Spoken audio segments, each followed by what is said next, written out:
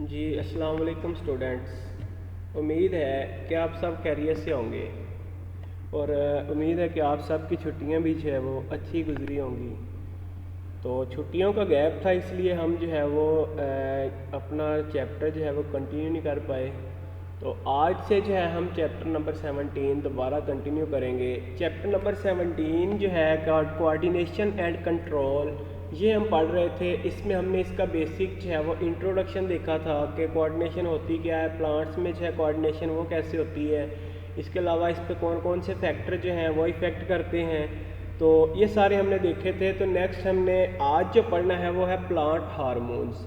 तो plant hormones की अगर हम बात करें तो मैंने कहा था कि ये बेसिकली जो है वो प्लांट्स में ही प्रोड्यूस होते हैं, जो कि कुछ जो है हार्मोन्स वो ग्रोथ और डेवलपमेंट में जो है ना इन्वॉल्व होते हैं, और कुछ प्लांट उनके रिस्पॉन्स में जो है वो कोई भी रिस्पॉन्स या ग्रोथ प्रोड्यूस करते हैं, और कुछ जो है वो इनहिबिटरी इफेक्ट होते हैं उनके, मतलब ग्रोथ को स्टॉप करवाने वाले होते हैं।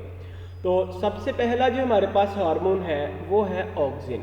ऑक्सिन का बेसिकली जो है वो इंडोल एस्टिक एसिड भी कहते हैं या इसको वेरिएंट भी कहते हैं। पर ये मोस्टली जो है आपको पता है कहाँ से प्रोड्यूस होता है।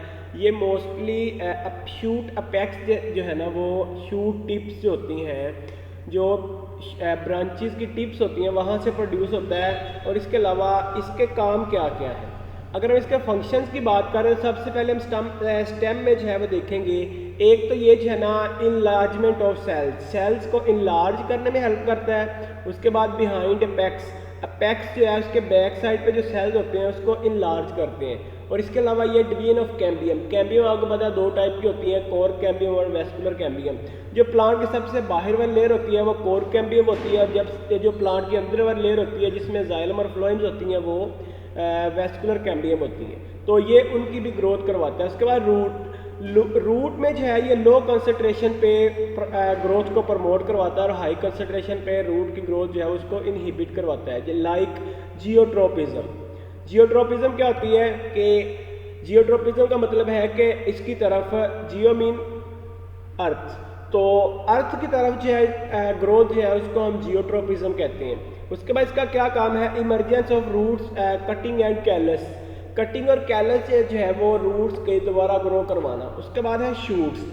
शूट्स की अगर हम बात करें तो ये इनिशिएशन ऑफ बड को जो है ना बड जो डोरमेंसी है वो ख़त्म करता है।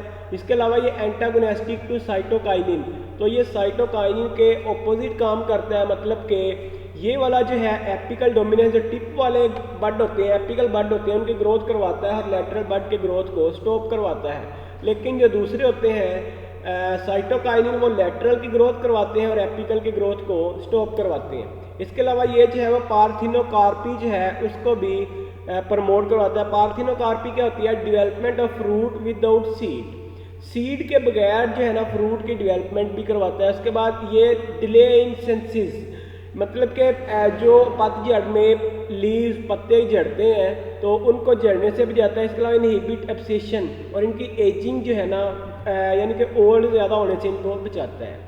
उसके बाद इसकी कमर्शियल एप्लीकेशन की अगर हम बात करें तो कमर्शियल इंपॉर्टेंस में वो कहता है कि ये मोस्टली इंडोल एस्टिक एसिड होता है और ये सिंथेटिक डेरिवेटिव होता है। इसके अलावा ये इजी होता है प्रोड्यूस करने में, और ये can not be broken down, इसको ब्रोकन डाउन नहीं किया जा सकता। अब इसमें तीन होते हैं हमारे पास।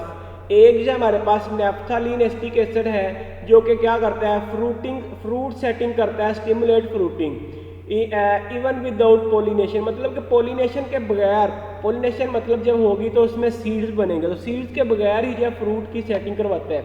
इसके अलावा दूसरा हमारे पास है 2,4-डाइक्लोरोफिनॉक्सी एस्टिक एसिड, ये बेसिकली जो है वीड किलर है, जितनी भी जड़ी बूटियाँ हैं उनको किल करता है। उसके अलावा ये जो है वो लॉन्स और सीरियल क्रॉप्स जो हैं, अनाज वाली जो क्रॉप्स हैं उनमें यूज़ किया जाता है। और ये पोटैटो स्प्रूटिंग को जो है ना इनहिबिट करवाता है। पोटैटो स्प्रूटिंग मतलब कि जो आलू के ऊपर छोटी छोटी आंखें बाहर से बन जाते हैं उनको भी रोकता है। इसके अलावा रिटार्ड एब्सेशन और एब्सेशन को भी स्टॉप करवाता है। उसके बाद जिब्रीलेंस है, जिब्रीलेंस फंगस जो है उससे प्रोड्यूस होती हैं और ये भी सेल इनलार्जमेंट में इन्वॉल्व होती हैं। इसके अलावा सेल डिवीजन जो है मेरिस्ट में, यानी कि कोर कैम्बियम वेस्कुलर कैम्बियम में बोल्टिंग करवाती है। बोल्टिंग का मतलब है कि प्लांट का, जैसे ये डिफरेंट बेल की तरह होती हैं, स्प्रिंग की तरह होती हैं, तो ये बेसिकली क्या करती हैं, ये नीचे की तरफ जो है ना वो ज़मीन के ऊपर ही ग्रो करती हैं, तो इनको सीधा ऊपर की तरफ ग्रो करवाना उसको हम क्या कहते हैं, बोल्टिंग। इसके अलावा ये भी बड इनिशिएशन करवाती हैं, और इसके अलावा ये जो है फ्रूट ग्रोथ और लीफ ग्रोथ भी करवाती हैं। और पार्थिनोकार्पी मैंने आपको बताया है कि development of fruit without seed, ये भी एपिकल डोमिनेंस में इन्वॉल्व है। और इसके अलावा ये जो है वो बड और मेंसी को ब्रेक करते हैं। इनके बड जो है उसकी जो ऊपर वाला कवर होता है उसको ब्रेक करके उससे जो है नया प्लांट जो ग्रो करवाना। और सीड डोरमेंसी क्या होती है, बेसिकली जब अनफेवरेबल कंडीशन होती है तो सीड जो है वो ग्रो नहीं करते, लेकिन जैसे ही उनको फेवरेबल कंडीशन मिलती है जिसमें वो उनको प्रॉपर जो है वो फूड मिल सकती है ग्रो करने के लिए, तो वो फ़ौरन जो है वो ये वाला जो हार्मोन है ये उनकी ग्रोथ को स्टार्ट करवा देता है। इसके अलावा जो लॉन्ग डे प्लांट होते हैं उनमें ये फ्लावरिंग करवाते हैं, और शॉर्ट डे प्लांट जो है उनमें फ्लावरिंग को इनहिबिट करवाते हैं। और ये भी लीव सेंसिस में लीव को पत्तों को गिरने से झड़ने से बचाते हैं। अगर हम इसकी कमर्शियल इंपॉर्टेंस की बात करें तो ये भी जो है ना वो बेसिकली टेंग्राइन्स और इसके अलावा पियर जो है यानी कि संतरे और जो पियर होते हैं इनमें फ्रूटिंग करवाते हैं। इसके अलावा सीडलेस ग्रेप्स जो है यानी कि जो अंगूर हैं वो बगैर बीज के प्रोड्यूस करवाते हैं।